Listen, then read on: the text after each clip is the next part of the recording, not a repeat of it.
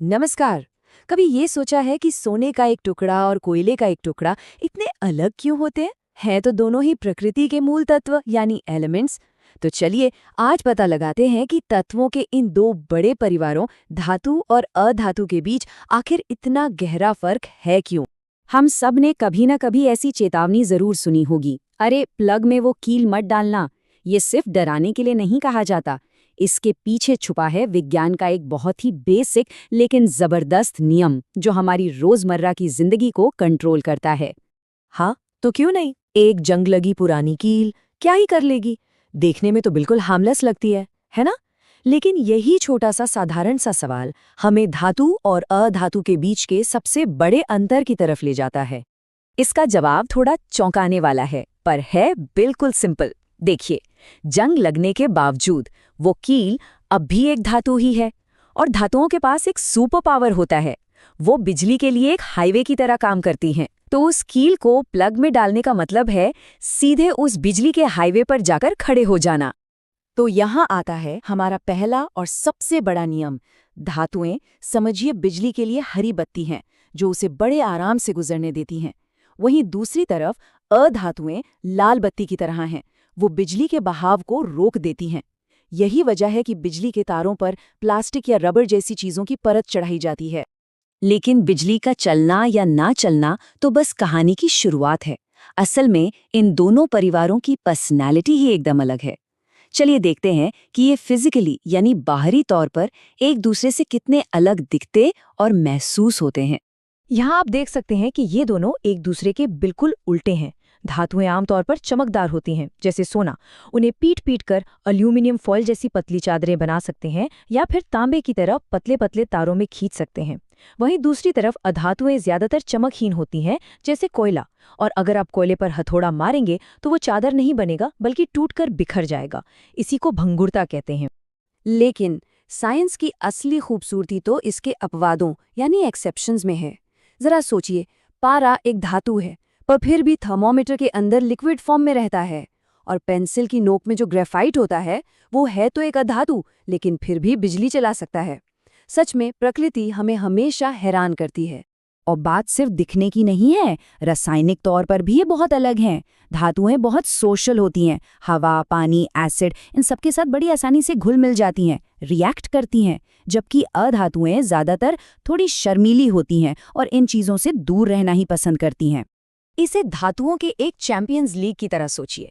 इस टेबल में सबसे ऊपर है पोटेशियम, जो एकदम स्टार खिलाड़ी है, बहुत आक्रामक और रिएक्टिव। वो बड़ी आसानी से तांबे या सोने जैसे किसी निचले रैंक वाले खिलाड़ी को उसकी जगह से हटाकर खुद उसकी जगह ले सकता है। तो अब तक हमने ये देख लिया कि ये क्या करते हैं, लेकिन असली सवाल तो ये है कि क्यों? आखिर धातुएं बिजली क्यों चलाती हैं और अधातुएं टूटकर बिखर क्यों जाती हैं? इन सारे सवालों का जवाब इनके सबसे गहरे राज में छुपा है, इनके परमाणुओं यानी एटम्स की बनावट में। देखिए, सारा खेल इलेक्ट्रॉनों का है। कल्पना कीजिए कि धातुएं वो अमीर दोस्त हैं जिनके पास कुछ एक्स्ट्रा पैसे यानी इलेक्ट्रॉन हैं, और वो उन्हें किसी को देकर खुश हैं। वहीं अधातुएं वो दोस्त हैं जिन्हें अपना कलेक्शन पूरा करने के लिए कुछ और पैसे चाहिए। तो जब कोई धातु अपना इलेक्ट्रॉन देता है तो वो पॉजिटिव बन जाता है, और जब कोई अधातु इलेक्ट्रॉन लेता है तो वो नेगेटिव हो जाता है।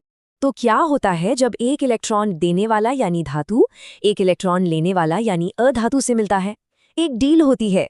इलेक्ट्रॉन का ये लेन देन एक जबरदस्त चुंबकीय खिंचाव पैदा करता है, बिल्कुल दो उल्टे सिरों वाले चुंबकों की तरह। इसी मजबूत खिंचाव को हम आयोनिक बॉन्ड कहते हैं। इस प्रक्रिया को जरा देखिए। धातु अपने फालतू इलेक्ट्रॉन को छोड़ता है, अधातु उसे लपक लेता है। इस लेन देन के बाद एक पॉजिटिव और एक नेगेटिव चार्ज होने की वजह से वो एक दूसरे से मजबूती से चिपक जाते हैं, और नतीजा एक बिल्कुल नया स्टेबल पदार्थ बनता है जिसे आयनिक यौगिक कहते हैं, जैसे हमारा खाने वाला नमक। ये आयनिक बॉन्ड इतना मजबूत होता है कि इन यौगिकों को तोड़ना बहुत मुश्किल होता है। इसीलिए ये कठोर होते हैं और इन्हें पिघलाने के लिए बहुत ही ज्यादा गर्मी की जरूरत पड़ती है। और सबसे मजेदार बात पता है क्या है? ठोस रूप में ये बिजली नहीं चलाते, लेकिन जैसे ही आप इन्हें पानी में घोलते हैं या पिघलाते हैं, इनके आयन आज़ाद हो जाते हैं और बिजली के लिए रास्ता बना देते हैं। तो ठीक है, हमने एटम्स की दुनिया तो देख ली, पर सवाल ये है कि हमारे गहनों में, हमारी गाड़ियों में और हमारे फोन में इस्तेमाल होने वाली ये चमकदार शुद्ध धातुएं आखिर आती कहाँ से हैं? ये पेड़ों पर तो उगती नहीं। ये सारी कहानी शुरू होती है अयस्क से। अयस्क को आप एक चॉकलेट चिप कुकी की तरह समझिए, जहां धातु है चॉकलेट चिप्स और बाकी की जो चट्टान या मिट्टी है यानी गैंग, वो है कुकी का आटा। तो हमारा पहला काम है उन कीमती चिप्स को आटे से अलग करना। ये पूरा सफर 3 बड़े स्टेप्स में होता है। पहला है सांद्रण, मतलब अयस्क को धोकर ज्यादातर गंदगी हटाना। दूसरा है निष्कर्षण, जिसमें गर्मी या केमिकल्स का इस्तेमाल करके धातु को उसके कंपाउंड से आजाद कराया जाता है। और आखिरी स्टेप है परिष्करण, जिसमें बची खुची अशुद्धियों को भी हटाकर एकदम शुद्ध धातु हासिल की जाती है। और जब हमें बिल्कुल ही शुद्ध धातु चाहिए होती है, तब हम बिजली का इस्तेमाल करते हैं। ये तरीका एक तरह के चुंबक की तरह काम करता है, जो सिर्फ और सिर्फ शुद्ध धातु के परमाणुओं को अपनी तरफ खींचता है और सारी अशुद्धियों को पीछे छोड़ देता है। इससे हमें 99.9% तक शुद्ध धातु मिल जाती है। लेकिन कहानी यहाँ खत्म नहीं होती। जैसे ही हम मेहनत करके धातु को शुद्ध करते हैं, प्रकृति उसे वापस उसकी असली प्राकृतिक हालत में लाने की कोशिश में लग जाती है।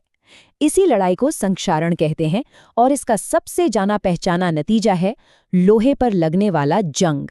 अच्छी बात यह है कि हमारे पास अपनी कीमती धातुओं को बचाने के कई स्मार्ट तरीके हैं। हम एक बलिदानी धातु की परत चढ़ा सकते हैं, जो खुद जंग खाकर मेन धातु को बचा लेती है। हम उसे दूसरी धातुओं के साथ मिलाकर मिश्र धातु यानी एलॉय बना सकते हैं, जो ज्यादा मजबूत होती है, जैसे कि स्टील। या फिर हम उस पर जिंक की एक प्रोटेक्टिव परत चढ़ा सकते हैं, जिसे गैल्वेनाइजेशन कहते हैं। तो अगली बार जब कोई ऊंची इमारत, कोई गाड़ी या अपना स्मार्टफोन देखे, तो एक पल के लिए रुकिएगा। ये सब कुछ उन कमाल के तत्वों की वजह से मुमकिन है जिनके बारे में हमने आज बात की। बस एक बार कल्पना कीजिए कि दुनिया में कोई धातु ही न हो। ये एक ऐसा ख्याल है जो हमें याद दिलाता है कि ये तत्व ही हमारे आज के आधुनिक जीवन की असली नींव है।